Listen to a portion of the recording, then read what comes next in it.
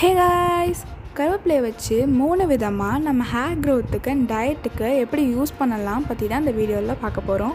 இதான் first time என்னோடய சேனலை பார்க்குறீங்கன்னா சப்ஸ்கிரைப் பண்ணுங்கள், பக்கத்தில் இருக்க பெல் ஐக்கானை கிளிக் பண்ணுங்கள் அண்ட் வீடியோவை ஃபுல்லாக பாருங்கள். வீட்டிலேயே ரொம்ப சிம்பிளாக கருவேப்பிலையை வச்சு ஹேர் டானிக் இல்லை ஹேர் ஆயிலை எப்படி பண்ணுறதுன்னு பார்க்கலாம். ஹேர் ஆயிலை செய்கிறதுக்கு நமக்கு ஃப்ரெஷ்ஷான கருவேப்பிலை தேவை. நான் ½ பவுல் கிட்ட கருவேப்பிலை எடுத்திருக்கேன். உங்கள் ஹேருக்கு எவ்வளோ வேணுமோ அவ்வளோ கருவேப்பிலை நீங்கள் எடுத்துக்கலாம். நான் கொஞ்சமாக தான் செய்ய போகிறேன். நான் செய்ய போகிறது ஒரு 1 வீக் கிட்ட தான் இருக்கும்.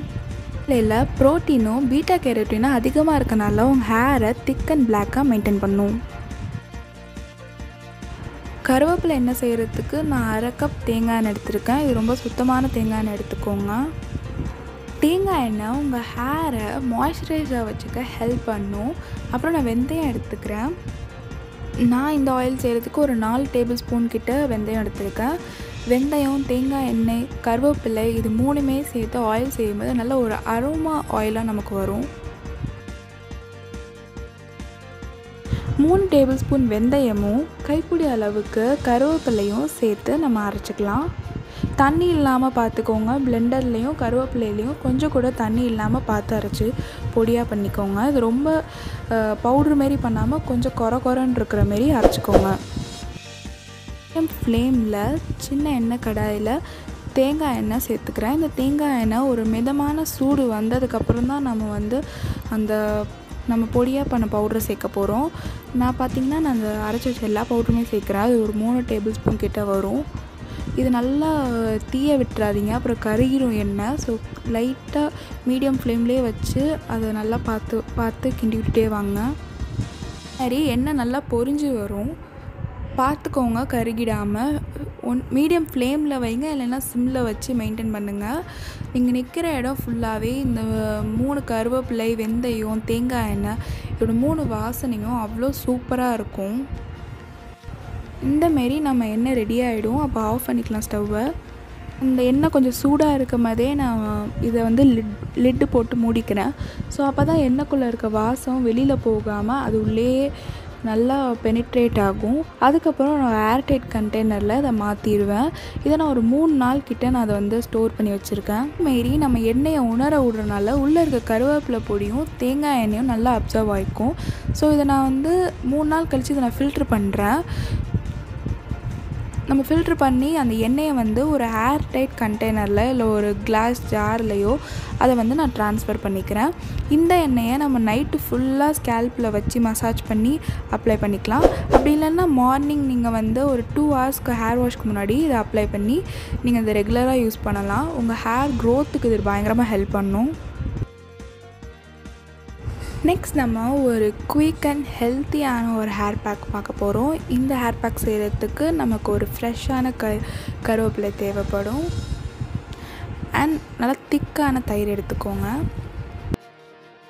கருவேப்பிலையில் ப்ரோட்டீன் அதிகமாக இருக்கனால உங்கள் ஹேர் க்ரோத்துக்கு ஹெல்ப் பண்ணும். ஹேர் லாஸ் அது ப்ரிவெண்ட் பண்ணும். அண்ட் தயிர் டேண்ட்ரஃப் அண்ட் உங்கள் ஸ்கேல்ப்பை நல்லா க்ளீன் பண்ணி கொடுக்க ஹெல்ப் பண்ணும். நான் என்ன பண்ண போகிறேன்னா இந்த கருவேப்பிலையை நல்லா பவுடராக செஞ்சு எடுத்துகிட்டு வரேன்.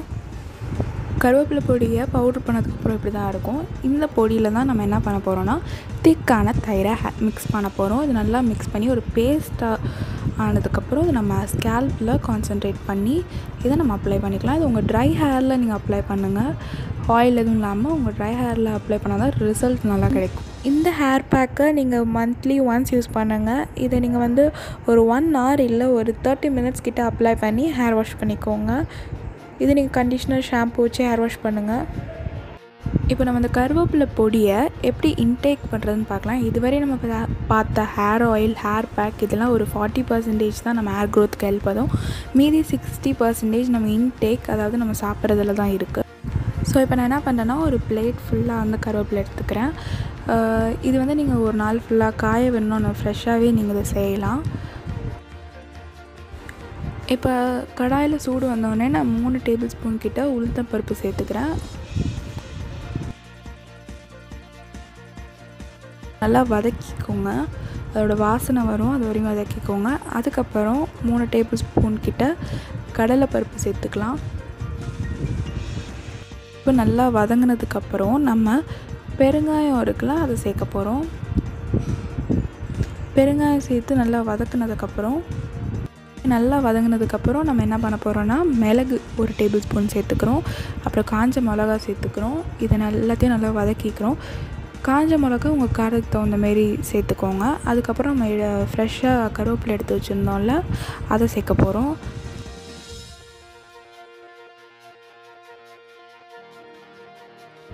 இப்போ நம்ம எல்லாத்தையும் நல்லா மிக்ஸ் பண்ணிக்கலாம். நல்லா வறுத்துக்கோங்க. உங்களுக்கு ஒரு நல்ல ஸ்மெல் வரும். நல்லா மீடியம் ஃப்ளேம்லேயே இதை நல்லா வறுத்துட்டே வாங்க. அதுக்கப்புறம் நம்ம என்ன பண்ண போகிறோன்னா, நம்ம மஞ்சத்தூள் 1 டேபிள் ஸ்பூன் கிட்ட ஆட் பண்ணி, மஞ்சத்தூள் ஆட் பண்ணோடனே நீங்கள் ஸ்டவ்வை ஆஃப் பண்ணிடணும். ஆஃப் பண்ணிட்டு இதை மிக்ஸ் பண்ணி விட்டுக்கோங்க. நான் 2 டேபிள் ஸ்பூன் கிட்ட கல் உப்பு எடுத்திருக்கேன். இதை நான் பிளெண்டரில் போட்டு வச்சுருக்கேன். அப்புறம் மீதி நம்ம வறுத்தது எல்லாத்தையும் நம்ம ஆற விட்டு பிளெண்டரில் சேர்த்துக்கலாம். போட்டு இதை நல்லா பொடியாக எடுத்துக்கோங்க.